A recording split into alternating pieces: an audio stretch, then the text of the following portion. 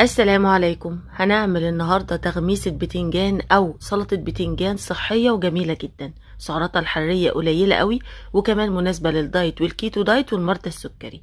هنعملها من غير قلي ولا شوي، وكمان طريقة تحضيرها سهلة، في ثواني بتكون جاهزة. هنحتاج في الوصفة 2 حبة من البتنجان حجمهم متوسط بالشكل ده.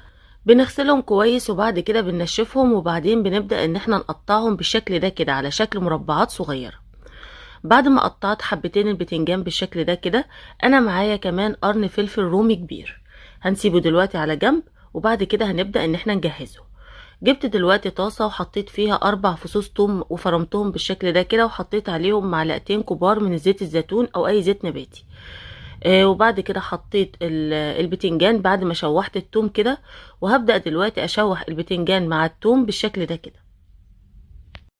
وعشان البتنجان يدبل معانا بسرعة كده، هحط عليه بقى دلوقتي حوالي نص معلقة صغيرة من الملح، وطبعا الملح بيكون حسب التذوق، حط الملح على كيفكم. واغطي بقى دلوقتي على الطاسة، وكل شوية ارجع اقلب كده لغاية لما البتنجان يستوي معانا خالص. وفي الوقت ده انا كنت جهزت قرن الفلفل وقطعته مكعبات بالشكل ده كده، وهنرجع تاني للبتنجان، هو تقريبا خلاص استوى معانا. هنحط بقى دلوقتي الفلفل المتقطع، وكمان انا مجهزه معايا طماطمايه واحده مقطعاها برضو مكعبات بالشكل ده كده، طماطمايه متوسطه قطعتها مكعبات وحطيتها دلوقتي على البتنجان والفلفل. وهنحط شويه كمون وشويه كزبره ناشفه ونقلبهم مع بعض. وعلشان بقى الفلفل يستوي معانا بسرعه، فانا هحط بقى دلوقتي تقريبا كده حوالي اقل من ربع كوبايه ميه، يعني 3 4 معالق ميه كده، ونغطي عليهم لغايه لما يستووا معانا بالشكل ده.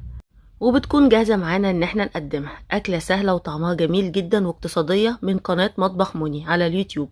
اشتركوا على قناتي مطبخ مني على اليوتيوب وفعلوا الجرس، هيوصل لكم كل جديد من فيديوهاتي. والسلام عليكم ورحمة الله وبركاته.